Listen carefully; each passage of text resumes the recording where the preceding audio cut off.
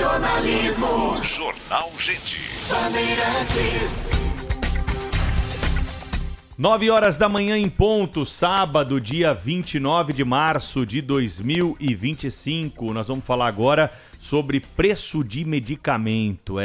Vai ter aumento no preço dos medicamentos a partir da próxima terça-feira, quando virarmos a folhinha para o mês de abril. Nós vamos conversar sobre esse assunto com o Dr. Nelson Mussolini, que é o presidente do Sindusfarma, o Sindicato da Indústria Farmacêutica. Dr. Nelson Mussolini, bom dia, obrigado por falar conosco na Rádio Bandeirantes nessa manhã. Bom dia, Pedro, bom dia, Vitor, é sempre um prazer estar com vocês, discutindo assunto tão quente como o preço de medicamentos. Vai aumentar mesmo, doutor Mussolini? Qual vai ser o aumento desse ano? Para quais remédios aí? Conta pra gente. Então, Pedro, esse ano nós vamos ter o menor aumento médio de preços dos medicamentos dos últimos 7 anos. O aumento médio vai ficar em 3,48%, ou seja, bem abaixo da inflação, que está gerando na casa dos 5, 5,5%. Então, há escalas de aumento de preço. Os medicamentos que têm mais concorrência, aqueles genéricos, que tem o G de genérico, esse medicamento poderia ter um ajuste de preço de até 5,6%. Entretanto, a gente sabe que esses medicamentos, Pedro, têm muita concorrência. E, em razão dessa concorrência, esse aumento normalmente não acontece. E aí nós temos a segunda categoria, que são medicamentos que têm um pouco menos concorrência, mas mesmo assim ainda tem uma forte concorrência, que terão um reajuste de 3,83%. E, por último, aqueles medicamentos que ainda não têm genérico, que eles são únicos no mercado, que a matéria-prima deles, o IFA deles, ainda está protegido sob patente. Esses medicamentos terão reajuste de 2,6%. Esses que a gente acredita que possa ter um impacto nos próximos dias. A gente sabe todos os anos que a coisa não acontece do dia para a noite, o reajuste de medicamentos. Esses podem ter um impacto um pouco maior. Mas são aqueles medicamentos que normalmente não estão nas prateleiras das farmácias, porque são aqueles medicamentos de alto custo. Dr. Mussolini, gostaria de perguntar para o senhor primeiro sobre a data específica, porque há essa grande dúvida se é na virada para o mês de abril ou se a partir de segunda-feira já os medicamentos podem estar já mais caros nas prateleiras. A partir de 31 de março, a partir de 1º de abril, a norma deve ser publicada no dia 31 de março, a partir do 1º de abril, eles poderiam estar mais caros, mas não é assim que acontece, porque tem muita concorrência. Então, muitas empresas e muitas farmácias deixam bem claro que eles postergam esse aumento. Então, provavelmente não acontece do dia para a noite. Provavelmente não, historicamente não acontece do dia para a noite. Hoje cedo, inclusive, no jornal Bandeirantes da Manhã, estava falando sobre variação de preços nas farmácias. Então, a população tem que, sim, pesquisar preço, ela tem que procurar nas farmácias, eu digo sempre uma coisa que nós nunca fizemos na vida e a gente tem que começar a fazer, pechinchar preço na farmácia. Mas tem mais barato? Não pode fazer mais barato, porque sempre tem uma boa margem para negociar dentro das farmácias. Por que vai subir o preço do remédio, doutor Mussolini? Porque o preço do remédio é controlado. É o único bem da nossa economia hoje que tem preço controlado. Os outros são administrados. Energia é administrado, petróleo é administrado. Agora, remédio é preço controlado. Ele só pode subir uma vez por ano. E o que esse ajuste de preço procura fazer? Procura recompor os custos da indústria. Vocês sabem que 95% da matéria-prima que nós usamos na nossa indústria farmacêutica para fazer medicamento, ela vem importada, ela vem de fora do Brasil, ela é importada. E tem um custo muito alto, isso porque é pago em dólares. O dólar no começo do ano passado estava em 5,20, o dólar hoje está em 5,70, chegou a 6,10. E nós estamos comprando todos os dias esses produtos para fazer entregar os medicamentos. Aí nós temos os custos de energia elétrica, que, infelizmente, não é o mesmo custo que a população paga. Nós temos contratos que se reajustam por questões de momento, demanda e tudo mais. Nós temos custos de alumínio, todas as nossas embalagens têm alumínio, Pedro, e isso tem variação em dólares também, apesar de ser produzido aqui no Brasil. Então, todos esses custos precisam ser agregados por um reajuste de preço. Nós estamos agora no meio da negociação coletiva de trabalho, né? Nós estamos imaginando um reajuste para os trabalhadores da indústria farmacêutica na casa de 5,40%, mais ou menos. Então, você imagina, todos esses custos agregados, a indústria precisa tentar recompor seus custos para continuar fazendo o quê? Investimento em pesquisa e desenvolvimento, investimento na ampliação das nossas fábricas, para que a gente possa ampliar o acesso à saúde na população. Nós estamos conversando aqui no Jornal Gente com Nelson Mussolini, presidente do Sindusfarma, sobre o reajuste dos medicamentos. O senhor falou que como a concorrência é muito grande, de fato é, e o reajuste só pode acontecer uma vez ao ano, e é sempre nessa mesma época, a concorrência acaba não levando o reajuste até o teto, ou seja, o que é decidido é o máximo. Mas, para o senhor, quanto que deve ser o aumento real a partir das próximas semanas? Então, a gente não tem uma condição de medir esse aumento real, Vitor, porque é uma política de cada uma das empresas. Mas a gente sabe sempre, né? É toda uma questão de concorrência. Quando você tem muita concorrência num determinado produto, o preço dele cai, ou não se aumenta o preço, tá? Ou aumenta o desconto. Não raro, você vai na farmácia, você vê lá descontos de 30%, 40%, 50%, 60%. Por quê? Justamente porque é aquela concorrência. Nós temos, eu vou dar um exemplo de anti-inflamatórios, tá? Que é uma coisa que a gente usa, toma um medicamento sempre que tem algum tipo de dor, né? O anti-inflamatório, nós temos uma centena de concorrentes dentro dos mesmos princípios ativos. Então, esses medicamentos, provavelmente, se tiverem um reajuste de preço, vai ser um reajuste de 1%, 2%. Não dá para fazer mais, tá? Por isso que a população tem que procurar sempre aquela farmácia que tem condições de fornecer a ele um preço menor. Óbvio que nas farmácias de rede você tem isso muito mais fácil, porque elas compram volumes maiores. Mas nas farmácias independentes, você tem, por outro lado, uma relação muito mais próxima com o farmacêutico. O farmacêutico pode te ajudar muito mais. Então, são essas coisas que têm que ser pesadas pela população no momento que estão fazendo a aquisição dos produtos farmacêuticos. Doutor Nelson Mussolini, o que o Brasil precisa fazer para derrubar o preço de medicamento no país? Então, o que o Brasil precisa fazer... O Brasil já tem hoje, Pedro, o menor preço de medicamentos do mundo. Quando nós vamos para a CEMED, que é a Câmara de Medicamentos que nos concede o preço inicial do medicamento é concedido por 5 ministérios que fazem parte da CEMED. Quando a gente chega e entrega esse pedido de um preço, a CEMED olha o preço no mundo, 7 países que fazem parte da cesta, e colocam o menor preço desses 7 países. Então, o Brasil já tem o menor preço. Como a gente poderia derrubar mais ainda este preço? Eu não tenho a mínima dúvida que isso poderia ser possível. Se a gente tivesse uma indústria química para fazer o nosso ingrediente farmacêutico ativo. Ficou muito famoso na pandemia, porque faltou IFA no mundo e faltou IFA no Brasil. Então, todo mundo aprendeu essa terminologia, IFA, que é ingrediente farmacêutico ativo. Se a gente tivesse a produção local de ingrediente farmacêutico ativo, a gente não teria esses problemas de impacto da variação cambial. Isso ajudaria muito, tá? E ampliar a concorrência. Sem dúvida nenhuma, os registros da Anvisa, se saíssem mais rápidos, hoje estão demorando 3 anos para você ter um registro para lançar um produto. Se eles fossem mais rápidos, se eles fossem mais ágeis, eventualmente a gente poderia ter mais produto no mercado, tendo mais produto no mercado, aumentamos a concorrência, reduz o preço.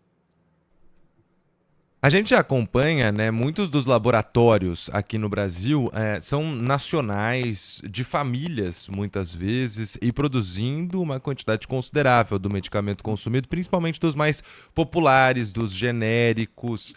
E por que, se o Brasil é um mercado tão interessante, tão produtivo, e tem um preço tão bom também. Esses investimentos do exterior no nosso mercado nacional acontecem e devem crescer? Então, hoje o mercado está mais ou menos dividido entre 60% o mercado com empresas de capital puramente nacional e 40% de capital internacional, do mercado total. O Brasil é importante, o Brasil é grande, o Brasil tem um sistema único de saúde, que é coisa que existe em poucos países do mundo. O nosso sistema é baseado no sistema inglês, que ajuda a saúde da população.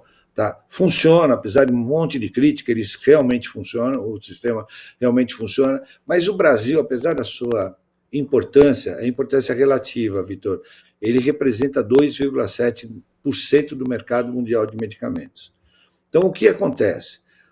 Fazer pesquisa no Brasil ainda é muito caro. É muito caro porque tem impacto tributário. Quando a gente importa um produto para iniciar a pesquisa, nem sabe se o produto vai funcionar ou não.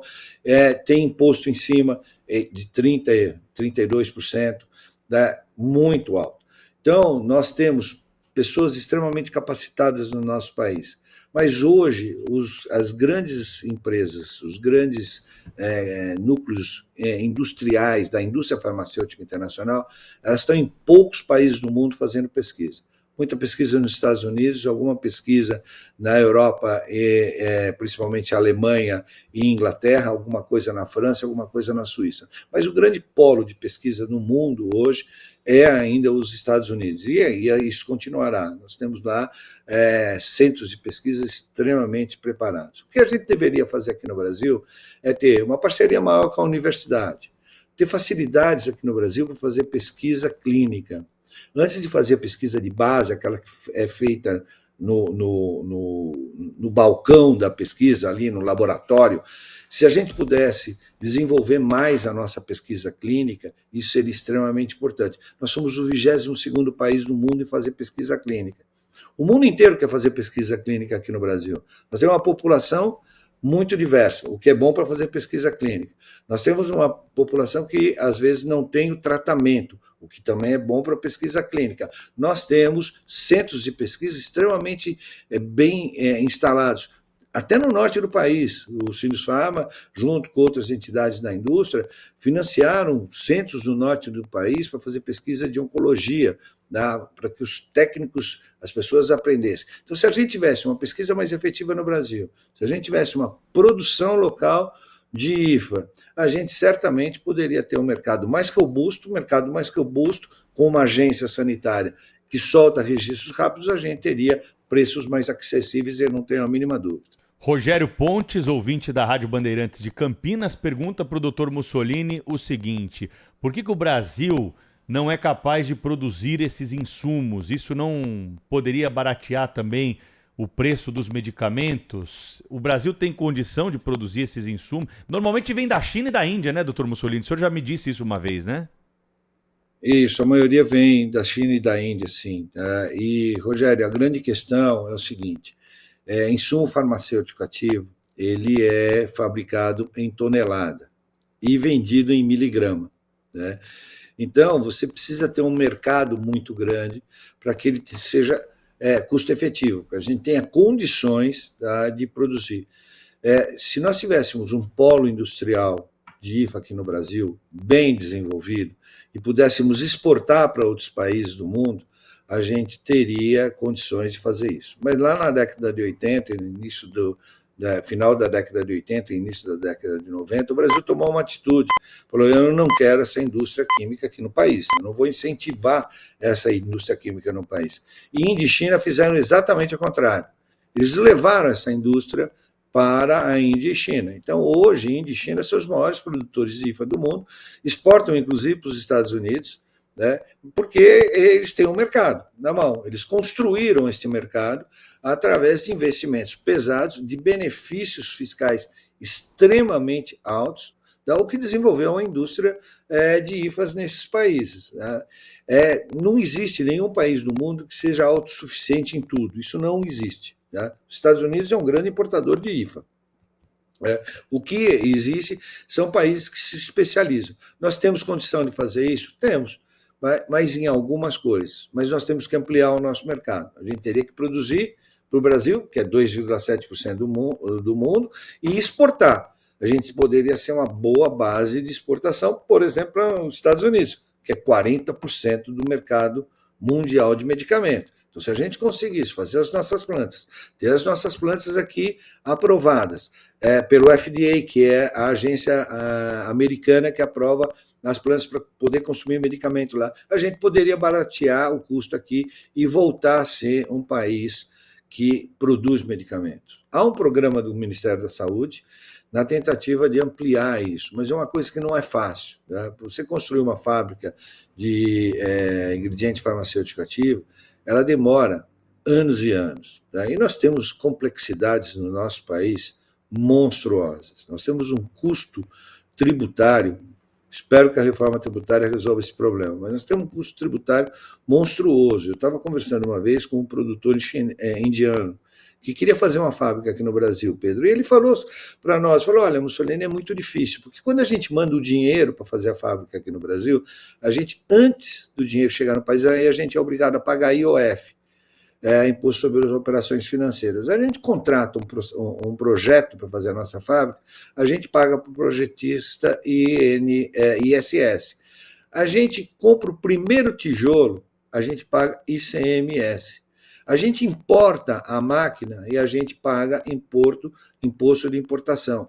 Então, a gente, antes de produzir a primeira caixinha, a gente já pagou tanto imposto que não vale a pena fazer. Aí faz aonde? Faz em outros países do mundo. Por isso, o Brasil, inclusive, está perdendo algumas fábricas de produção de medicamentos. Elas estão indo para a Espanha. Tem empresa que tirou a fábrica do Brasil e levou para a Espanha.